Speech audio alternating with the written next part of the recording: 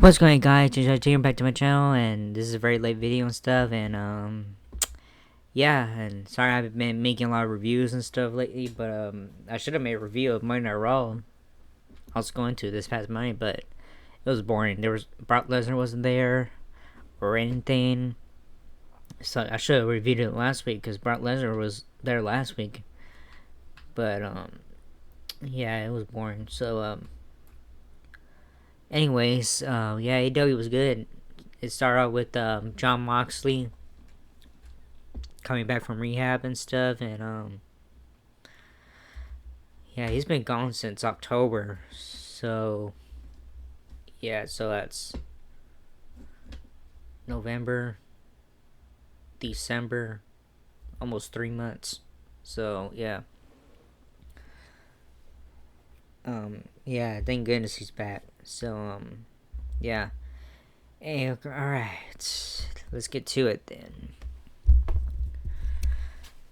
For the first time since October 27th, Jon Moxley returned to AEW Dynamite, drawing an enormous ovation from fans. In Washington, D.C., the former world champion discussed scars, physical but mostly internal. They are the scars that make us, he said, referencing his absence and the dark cloud hovering over his head.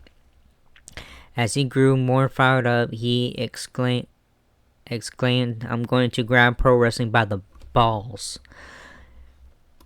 Because now, more than ever, I'm free. Emotion pouring from him. He ended his promo by warning the rest of the wrestling world. The only thing I drink now is blood. That was a good promo. Before he started talking, I don't know what a fan said. I couldn't hear it, but I can hear him yelling at a fan, and he says, "Hey man, why don't you go fuck yourself?" On live TV, because they didn't know he was gonna say, and he said too quick. Yeah, it was funny. Yeah, some guy was talking shit, and he told, I don't know, he said, "Man, get him out here, shit, man," But yeah, he was more happier than ever. So it was a great return for him. All right. Orange Cassidy and Chris Stanlander versus Adam Cole and Dr. Britt Baker. The rivalry between Orange Cassidy and Adam Cole intensified a week ago with the introduction of Chris Stanlander and AEW Women's Champion Dr. Britt Baker DMD Wednesday. Baker and Cole joined forces against Cassidy and Stanlander in a mixed tag team match. Earlier, back and forth gave way to freshly squeezed, delivering a big tornado DDT to Cole after some good old-fashioned friendship from the babyfaces. Statlander delivered a pendulum moonsault. Sorry, I suck at names. Moonsault to Baker while Cassie jumped from the apron and wiped Cole out, stomping to hug it out. The Grashers fell prey to stereo super kicks from the heels, who gained control heading into the break. Cole controlled the pace during the break, but a hot tag to Statlander sparked the comeback for her team. Baker halted her momentum with the Fisherman's Neck Breaker. The man tagged back in and traded hard right hands. The action broke down late in the match with Baker delivering the stomp to Cassie. Statlander delivered Area 451 to the Happy Heel couple, and Cassie followed up with Beach Break to Cole for two. He set up for the Orange Punch, but Cole rolled to the outside. Cassie tried for a dive, but ran right into the super kick. Cole set up for the Panama Surprise on the ramp, but Statlander pushed her partner out of the way. Baker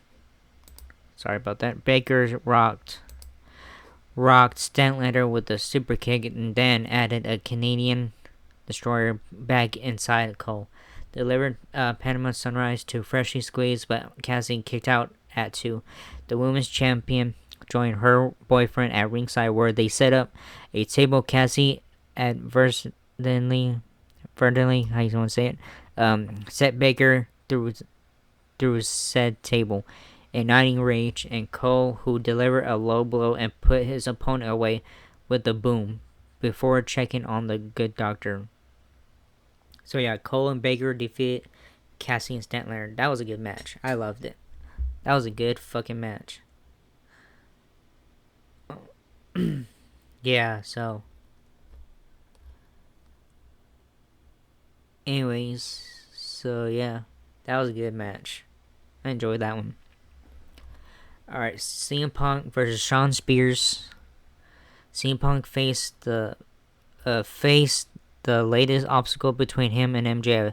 The scar-wearing heels accountability buddy Shawn Spears, rather than an epic encounter between two stars who first crossed paths in Ohio Valley Wrestling. It was a definitive victory for Punk, who downed the chairman in mere seconds. An embarrassing moment for both the competitor and his friend MJF, who joined the commentary team for the match. After the bell, MJF attempted to sneak attack Punk, only to be caught in the act. He escaped unscathed, but not without understanding his days of ducking his rival are drawing to a close. Punk defeated Spears. That was a quick match. It wasn't that long, so it was very quick. So yeah, CM Punk gave Shawn Spears the go to sleep. So yeah, which was funny. I enjoyed it. Yeah, it was good. So yeah, I think right after this match, or before this, I'm sorry, I suck at everything remembering. Next week, Al Cole will be facing Orange Cassidy in a lights out match next week. So yeah, that's gonna be very good. Alright, so we go to Cody Rhodes drops a pipe bomb. TNT champion Cody Rhodes returned Wednesday and proceeded to cut a promo he equated to CM Punk's pipe bomb for a decade ago. And he claimed to have created the forbidden door by following the path Punk laid out in said promo. He said Tony Khan sent both him and Sammy Guevara a contract for a match to determine the undisputed TNT champion, and ended by asking the Spanish guy if he would accept. So yeah, during that that promo, Cody Rhodes said, "I would never turn heel," because that's why fans always boo him a lot. All that stuff. So excuse me, I gotta drink my hot chocolate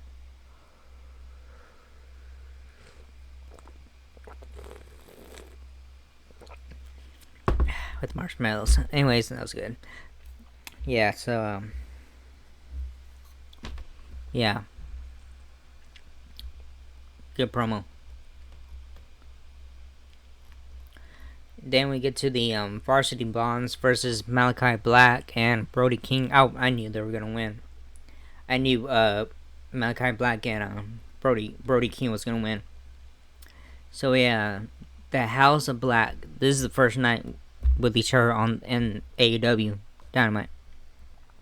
The House of Black debuted in tag team action as Malachi Black and Brody King battled the Varsity Blondes, Griff Garrison, and Brian Pillman Jr. The match was short-lived as Black and King streamrolled their competition, putting Pillman away with Dante's Inferno. After the match, Pac appeared on the video screen and issued an ominous promo toward Black, warning of retribution for the Black Miz attack that blinded him a few weeks back.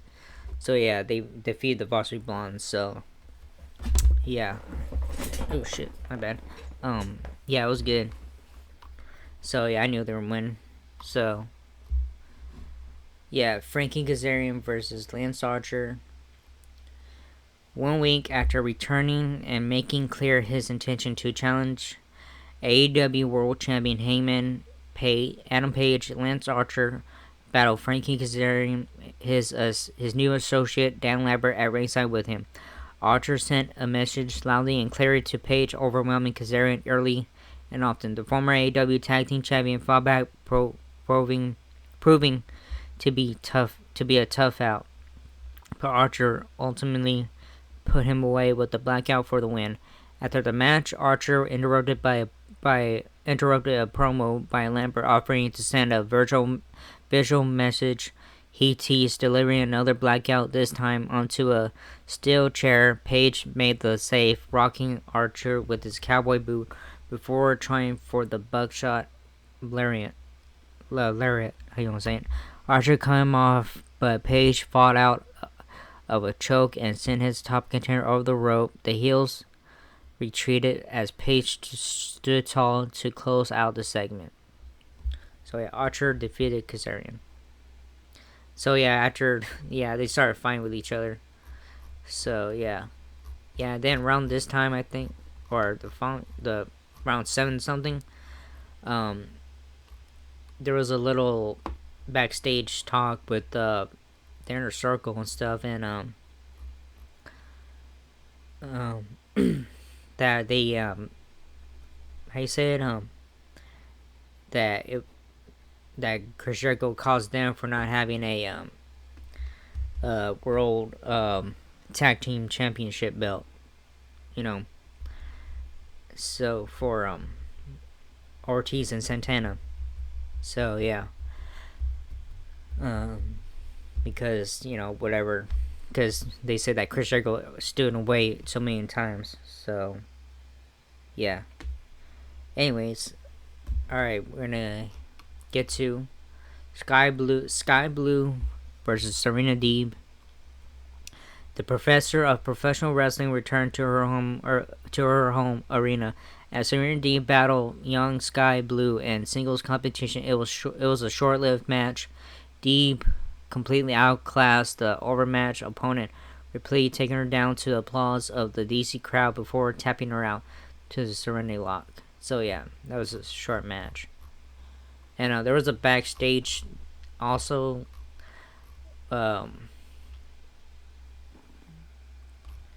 with shit. Sorry, I suck at names. With Chris Statlander and Red Velvet and what's her name? The other girl. Anyways, yeah,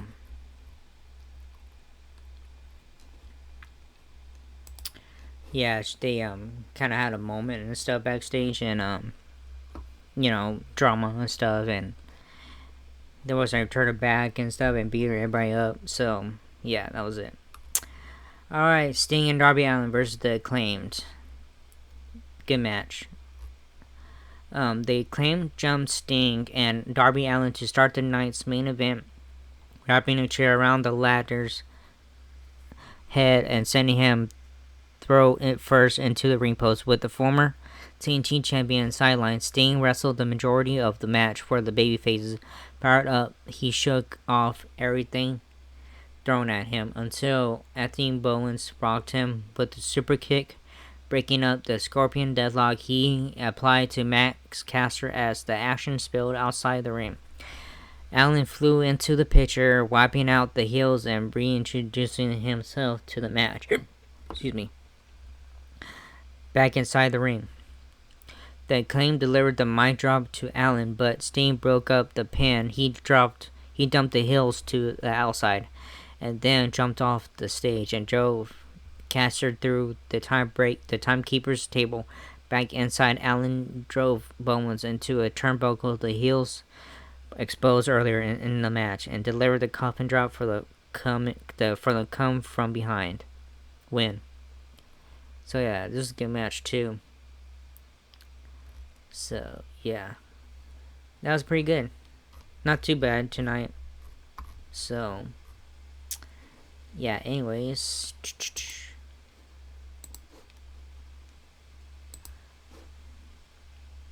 yeah, everything was good, except some of it was short, some of it wasn't. So yeah. Anyways, sorry I haven't been doing a lot of reviews and all that stuff, but yeah, I think this weather's making me sleep. I don't know what the fuck it is. So yeah, it's gonna be very cold today. It's very windy right now, so hope you all enjoyed this video. If not, like and subscribe or favorite, whatever. And I'll see you all in the next video. Laters.